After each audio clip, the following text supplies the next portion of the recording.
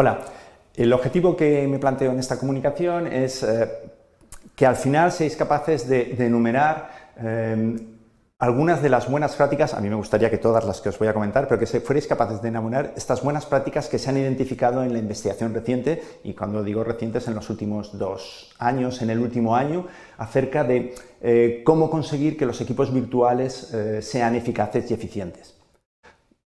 Primero voy a empezar por cómo se define actualmente los equipos virtuales, los equipos que trabajan en remoto, y la definición actual incluye que haya 2 o más personas trabajando juntas para lograr un objetivo y al mismo tiempo, o sea, se tienen que cumplir las 2 condiciones, una de las personas trabaja en un lugar o en un tiempo distinto de las otras. Por eso, claro, necesitas utilizar algún tipo de medio electrónico para facilitar la comunicación. Esto del trabajo remoto no es un todo o nada, no es solo tienes trabajo presencial, todo el mundo trabaja presencial todo el tiempo o todo el mundo trabaja en remoto todo el tiempo, sino que te puedes ir desplazando y hay equipos donde algunas personas están en presencial y otras están en remoto, hay equipos donde algunas tareas se hacen de manera síncrona y otras se hacen asíncrona, donde las personas intervienen en las tareas en momentos distintos, no se solapan en el tiempo, y todo esto da una especie de continuo entre los 2 extremos, que sería el presencial o cara a cara puro y el trabajo remoto puro, 100% puro, ¿no? Y este continuo también genera determinadas diferencias en la intensidad de activar comportamientos o de los problemas o de los retos que se pueden abordar, o la complejidad que puede tener el gestionar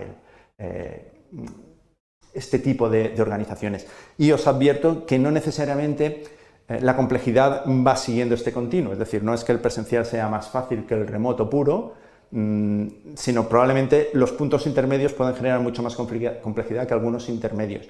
Y a pesar de que estemos habituados a trabajar en presencial, en equipo, tenemos la falsa confianza de que creemos que lo hacemos muy bien y probablemente sea muy complejo trabajar cara a cara en equipo. Lo que pasa es que probablemente estamos más habituados, o que como lo hacemos más veces creemos que tenemos más capacidades para hacerlo. Que lo hagamos no quiere decir que lo hagamos siempre bien, ¿no? Entonces, igual entrar a un nuevo territorio, si entramos bien, podemos ser más eficaces o más eficientes en este nuevo territorio que en el otro. Entonces, pero sobre todo que penséis que esto no es un continuo de complejidad, sino que la complejidad puede tener sus subidas y bajadas en los diferentes elementos intermedios del continuo.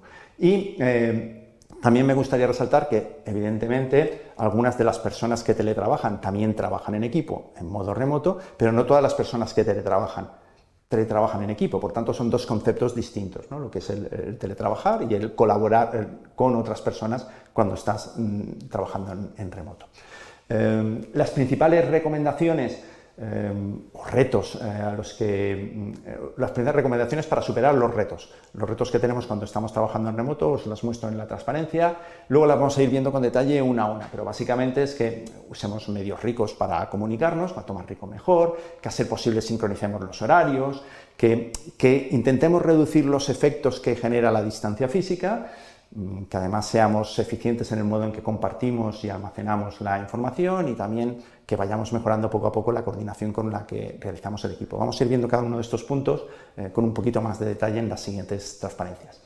Lo primero es la riqueza del canal. Evidentemente, si puedo usar vídeo es mejor que si solo uso audio, y es mejor usar audio que usar solo texto. ¿Por qué? Porque nos permiten, por un lado, un feedback más inmediato, y sobre todo porque incorporan muchos más matices, y estos matices nos permiten personalizar el mensaje y al mismo tiempo nos permiten reducir los malos entendidos, porque matizamos mejor las cosas y porque transmitimos no solo los datos o la información pura, sino también una serie de variables adicionales, como es el modo en que miras, el modo en que te expresas, el modo en que mueves tu cuerpo, el modo en que modulas la voz, que te está transmitiendo también una información que es lo que le da riqueza al mensaje. Y esa información nos ayuda a interpretar qué es lo que la otra persona puede estar sintiendo o queriéndome decir, independientemente de lo que me dice textualmente. Entonces, la riqueza del canal nos ayuda a trabajar todas estas cosas.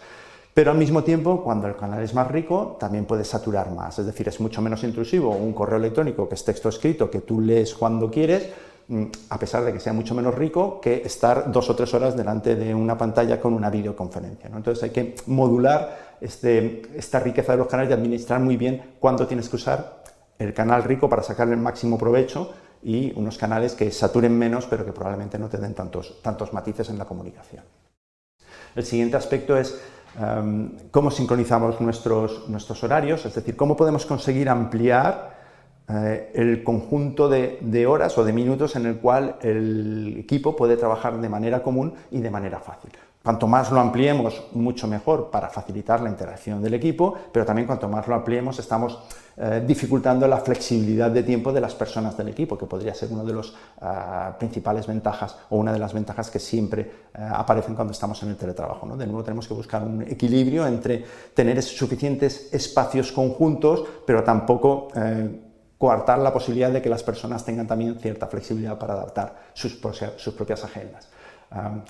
Obviamente, cuanto más amplio es ese espacio conjunto, es más fácil programar reuniones formales, pero al mismo tiempo también facilita las consultas rápidas o informales. Es decir, si yo sé que desde las 10 de la mañana hasta las 2 de la tarde todas las personas que colaboran conmigo en el equipo están disponibles, yo sé que en ese momento cualquier duda instantánea que tenga puedo contactar con ellos, con los canales, con las normas, con los procedimientos que hayamos establecido en el equipo, pero están disponibles. Si yo no sé en qué horas está conectándose la gente, porque hay algunos compañeros que les gusta trabajar de 6 de la mañana a 1 de la madrugada y otros compañeros, perdón, 6 de la tarde a 1 de la madrugada y otros compañeros les gusta trabajar desde 6 de la mañana hasta 3 de la tarde, claro, todo esto, y yo soy de la zona central, ¿con quién puedo? No puedo juntarme con los tres a la vez, todo esto complica, ¿no? Si no generamos estos horarios comunes para todo. Y esto además se complica cuando tenemos gente que está situada en zonas horarias con mucha diferencia, ¿no? Donde hay un rango de horas muy distintas y entonces el equilibrar estas cosas es complicado, pero es una de las tareas que tenemos que hacer como equipo, es compartirlo, consensuarlo y a partir de ahí aprovecharlo.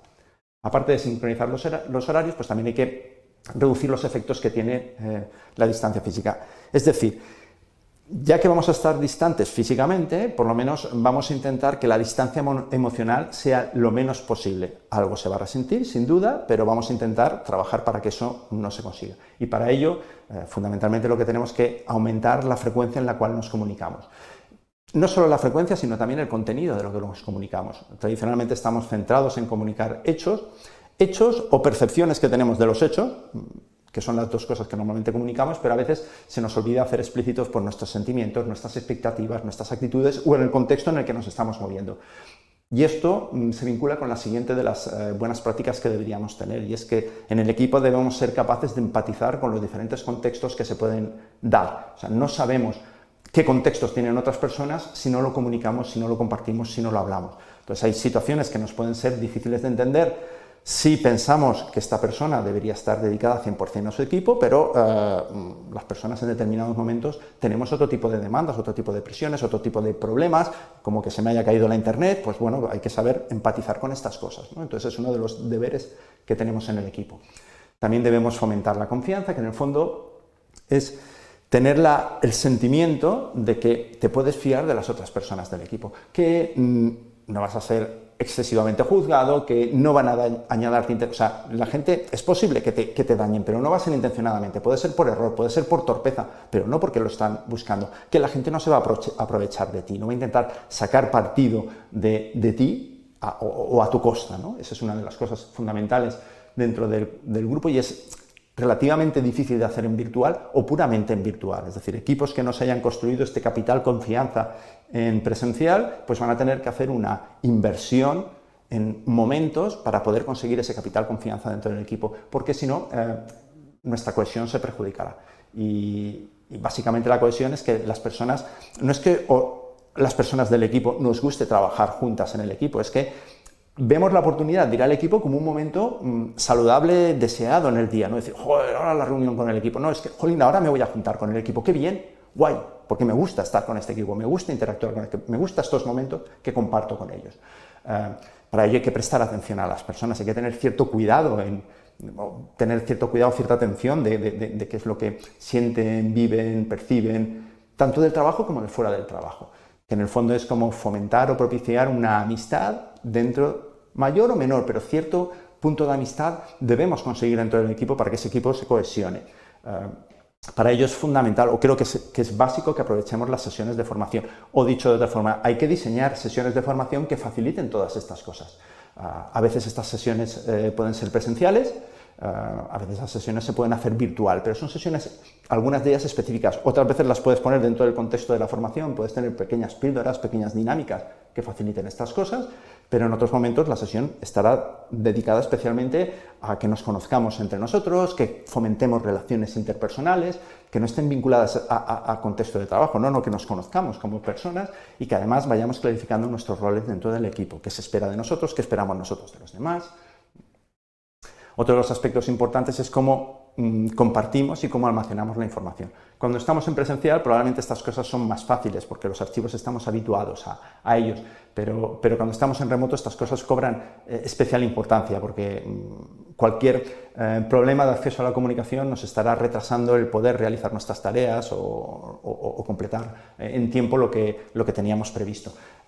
Tenemos obviamente que saber quién debe conocer qué cosas, ¿no? Para poder ofrecerles los accesos, los permisos para que puedan tener acceso a esa información. No solo tienes que compartir lo que vas a hacer, sino también cómo vas a hacerlo. O sea, la información no es solo voy a rellenar este formulario, sino voy a rellenarlo de esta forma y tengo previsto hacerlo en estos días, sobre todo si ese documento es compartido y tenéis un modo de archivar o de almacenar los documentos que impide que dos personas entren simultáneamente. Todo este tipo de cosas, cuando estás en presencial, lo resuelves sentándoos los dos alrededor de una mesa. Cuando estás en remoto, no basta con que os sentéis los dos en vuestras mesas conectados con una herramienta de videoconferencia, sino que el documento sea editable por las dos personas al mismo tiempo, si es eso lo que queréis, ¿no? Todo este tipo de cosas hay que analizarlas, planificarlas y gestionarlas. Y sobre todo informar a las personas de cómo realizarlo, es decir, crear las normas que nos permitan hacer todas estas cosas de manera fluida. También tenemos que compartir nuestras expectativas con los demás. En presencial muchas veces estas expectativas o se transmiten en la máquina de café o se pueden percibir con los gestos, con el tono, con otras muchas cosas que en remoto nos perdemos. Y tenemos que compartirlas con los demás. ¿Qué esperas de ellos? ¿En qué fechas crees que debes tener las cosas? Y sobre todo, ¿por qué? Para que lo comprendan. Y también debemos aumentar la frecuencia en la cual estamos dando una realimentación de cómo hemos visto que han hecho las cosas y cómo nos gustaría que hicieran las cosas en el futuro. Una de las cosas básicas que deben hacer todos los equipos remotos es tener sus sesiones de lecciones aprendidas cada vez que terminan o que superan un hito de algún entregable, o un entregable total o un entregable parcial que tenga unas fechas. Analizar cuáles son los objetivos que teníamos y cuáles son los resultados, cómo hemos colaborado, cuál es el modo en que hemos tomado las decisiones, cómo ha sido la comunicación interna y pensar en cómo podemos mejorar para que en la siguiente iteración que tengamos en el equipo las cosas funcionen mejor que lo que han funcionado antes. Incluso si han funcionado mejor, que funcionen de manera excelente. Si han funcionado bien, que funcionen de manera excelente. Si no han funcionado tan bien, pues que funcionen un poquito mejor, ¿no? Y así poco a poco vamos construyendo una mejora continua en el proceso en el cual trabajamos en el grupo. Y también utiliza y sobre todo realimenta, va rellenando las bases de conocimiento que tengamos en la organización. Bien sea porque tengáis un repositorio, tengáis unas wikis, unos foros o el procedimiento que habéis establecido como el mejor camino para intercambiar información que probablemente será múltiple. Por supuesto, tenemos que mejorar la coordinación del equipo y para eso pues, es vital que tengamos un progreso de cómo funcionan las tareas y claro, como estamos distribuidos, pues tendrá que estar en algún sitio donde todo el mundo pueda acceder y pueda actualizar pues, en qué estado está la tarea, cómo voy progresando, si es una tarea compartida por todos, cómo se va moviendo. Hay muchas herramientas tecnológicas en este momento que podéis utilizar, pero no todos los equipos aprovechan la cantidad de tecnología que tenemos actualmente a disposición. Las comunicaciones deben ser sobre todo explícitas para mejorar esta coordinación, es decir, que no sean ambiguas, que cuando des una instrucción todo el mundo entienda qué es lo que estás queriendo decir. No lo que has dicho, sino lo que querías decir. Para ello a veces hay que establecer normas entre cómo comportarnos, la puntualidad en las reuniones, si tenemos que enchufar o no tenemos que enchufar siempre el vídeo, si el vídeo se cierra cuando alguien empieza a presentar, si tienes que cerrar el micrófono o lo mantienes abierto para que la interacción sea más fluida. Todo este tipo de cosas las tenemos que hablar, igual que habría que hablar de cuáles son las periodicidades de las reuniones o los calendarios que tenemos compartidos o los tiempos que esperamos para que la gente tarde en responder a determinado tipo de consultas que no se dan en los momentos de interacción síncrona. De nuevo tenemos que clarificar los roles porque si no, no nos vamos a coordinar bien. Quién se va a encargar de qué cosas y cuáles van a ser las especialidades de cada uno y también debemos proporcionar pues, algunas herramientas para fomentar esta coordinación. Como os comentaba antes, para el seguimiento de las tareas, pues también hay unas cuantas herramientas a disposición para coordinar. Y son herramientas que normalmente en presencial no necesitamos usar tanto. No digo que no fueran positivas el usarlas en presencial, pero quizá confiamos en que la interacción que estamos teniendo en cada día nos ayuda a resolver estas cosas sin necesidad de una herramienta específica. Sin embargo, remoto, la herramienta probablemente lo es todo, porque es el modo que tendremos de comunicarnos. Y sobre todo lo que hay que tener es al equipo en forma. Esto es igual que hacer deporte. O sea, no basta que un día eras capaz de hacer determinadas cosas, si no te entrenas, poco a poco vas a dejar de ser capaz de hacerlas. Yo es que corrí una vez en la maratón cuando tenía 15 años. Bien, si no has vuelto a correr, ahora no podrás correrla. O sea, corres, igual no acabas igual que cuando tenías 15 años. Entonces hay que mantener al equipo formado y entrenado en las actividades para que esta coordinación funcione bien, igual que los otros aspectos que os he comentado anteriormente.